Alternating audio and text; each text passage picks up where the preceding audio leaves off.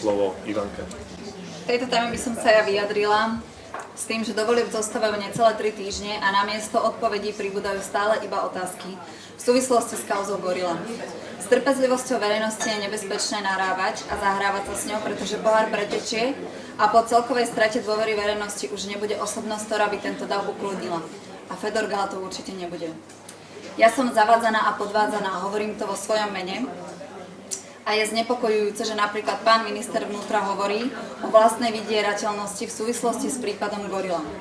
A ja nemám ako zistiť, či už je v stave vydieraného a či odolal alebo podľahol. Je znepokojujúce, že v jednom spise, o ktorý sa médiá nezaujímajú, môže byť kľúč ku všetkým kľúčom.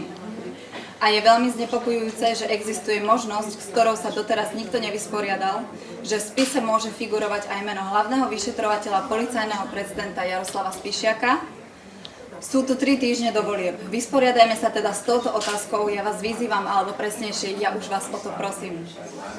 Veď za vyše 20 rokov nebola na Slovensku vyšetrená žiadna väčšia korupčná kauza, ktorú opisuje Gorila, pričom informácie, ktoré boli legálne nadobudnuté, mali všetci k dispozícii, okrem verejnosti.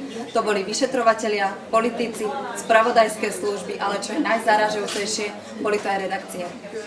Za týchto 20 rokov nebol ani len náznak snahy posadiť do vyšetrovacej väzby čelného predstaviteľa nejakej politickej alebo ekonomickej moci.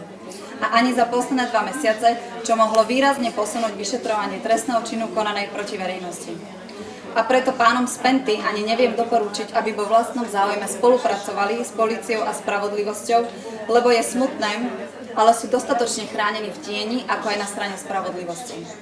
Takže spis, o ktorom som hovorila, je evidovaný v poznatkovom fonde, teraz citujem Gorilu, SIS pod číslom 63/950V 143/82/2006S zo 17. januára 2006, ktorý doplňa súhrnnú informáciu o Judr Oskorovi Világim. A myslím si, že zverejnenie celého poznatkového fondu, berúc do úvahy súkromie a rodinu záujmovej osoby, je nutným, ale aj dostačujúcim krokom pre mňa, čo by dopomohlo ešte k tomu, aby sa to dalo urobiť. Ďakujem.